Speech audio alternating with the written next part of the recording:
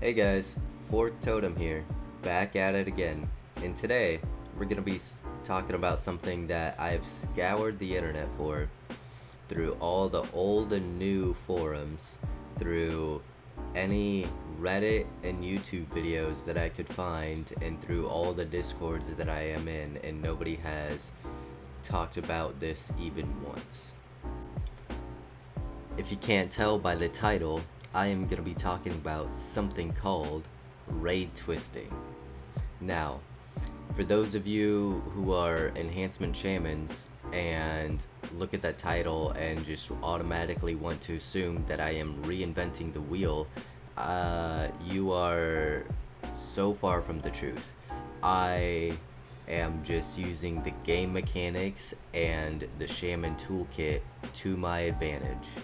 It is by far in no means, way, shape, or form reinventing the wheel.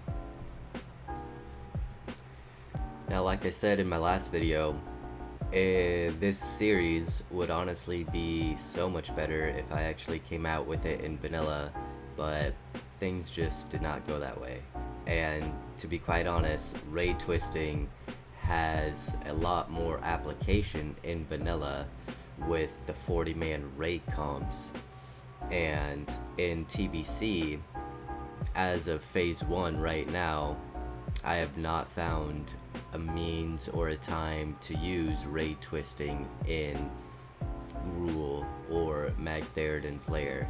Now, that might change with SSC and TK, but I feel like threat in TBC is a lot more manageable than it was in vanilla, especially due to the fact that Horde now has Paladins and Blessing of Salvation on their side.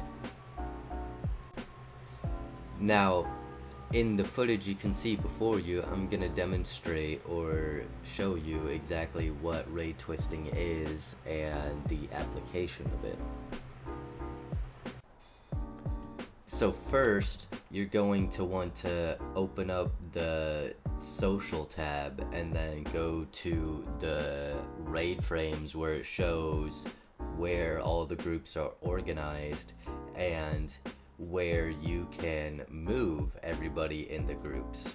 And then secondly, you have to be raid leader or have raid assist in order to move people in and out of your group, specifically while in combat. And yes, you can move people in and out of groups while in combat. So the next step after that is to honestly pay attention to the threat meters more than anything else, and with how simple the enhancement shaman rotation was in vanilla, it was a lot easier to do it in vanilla. Like I said, in TBC it might be a bit more difficult and it might mess up your rotation, but having people alive to DPS is better than having dead people that can't DPS.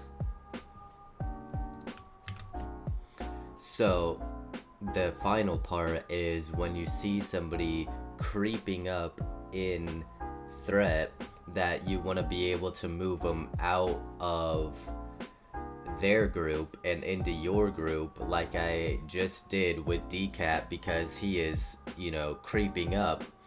And the next part after that is to reapply the Wind Fury totem and then drop a Tranquil Air totem. And the reason why you want to reapply the Wind Fury totem is because you don't know their Wind Fury timer that they still have left on their group, and it's just easier to resync up not only their Wind Fury but everybody else's Wind Fury in your group so that there's no downtime.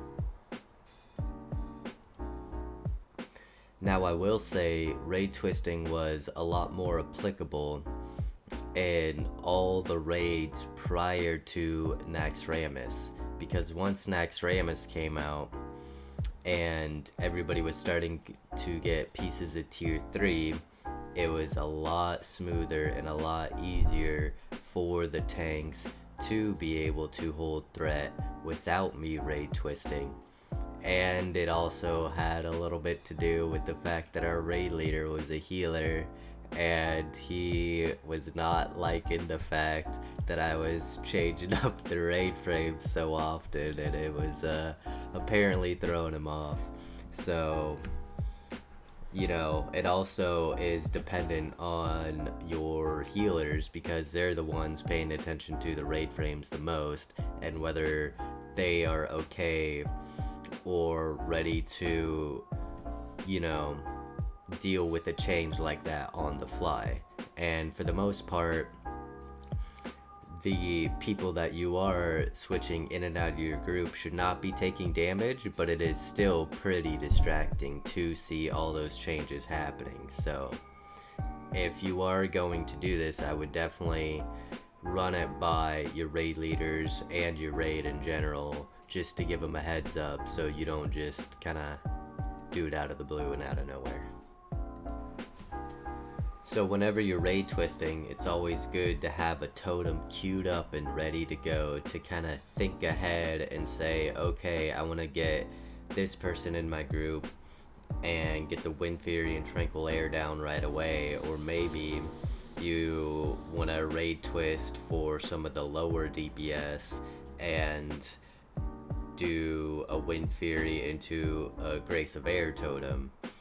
I mean, that could work as well if you're limited on your shamans and you kind of want to share the love, but that's not, I guess, the main purpose of raid twisting. The main purpose would be more for reducing threat of the entire raid while still having the Wind Fury application. So you could say that this was and is a good way to cheese getting Blessing of Salvation, or in this case Tranquil Air Totem, to the people that need it in the raid.